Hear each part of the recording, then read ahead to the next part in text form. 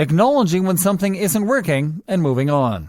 Here's the thing. None of us are infallible. And yet most of the time when we come up with a plan of action, we usually decide that we are the only ones who are capable enough of ensuring that our plan is at its highest capacity. Sure, you're the one who knows where you want to end up, and you're the one who is putting most of the effort into getting there. However, sometimes no matter how successful you are, you may be prone to having a blind spot. Having a blind spot isn't a bad thing. Even the most professional of writers cannot adequately proofread their own manuscripts because they are prone to having a blind spot to their own shortcomings when it comes to the manuscript. That doesn't mean that they don't know their faults or haven't worked on improving them. What it means is that they have spent so much time working so closely on their manuscript that they have a blind spot. They are biased. They have a hard time seeing their work objectively enough to recognize when something doesn't work. And that isn't really a bad thing. It is just a human thing.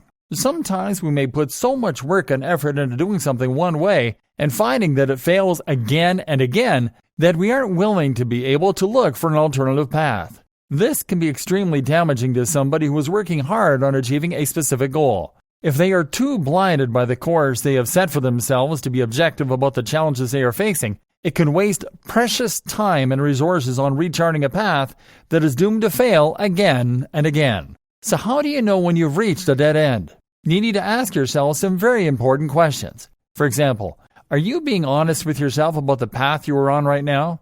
Have you been ignoring negative experiences or feedback rather than learning from it?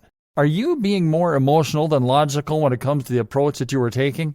Have you acted impulsively rather than strategically in some way? If the situation you were in were reversed, what would you tell somebody else who was undergoing what you were dealing with? Are you wasting more time or money than you anticipated without getting the results you anticipated?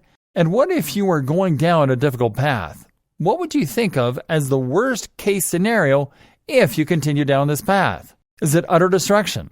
And do you see yourself evading this fate in any way, shape, or form? If not, then it may be about time to let go of your strategy or plan and go back to the drawing board. There's nothing wrong with admitting that you are having a hard time with something and the path that you are on is not leading to the place you want to be.